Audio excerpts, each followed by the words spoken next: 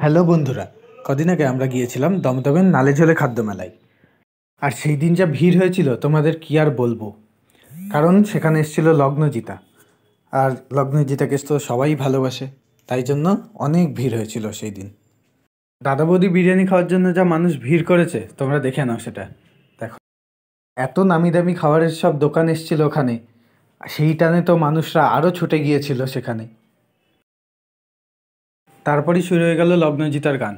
সেই গান শোনার জন্য তো প্রচুর মানুষ ভিড় করে।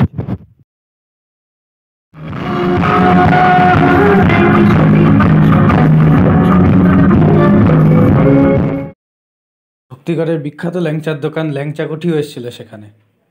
ল্যাংচাগুলো দেখে তো খুবই লোভ লাগছিল, তাই আমিও সেখানে নিজে দুটো খেলাম আর কিছু বাড়ির জন্য প্যাক করে নিয়ে গেলাম।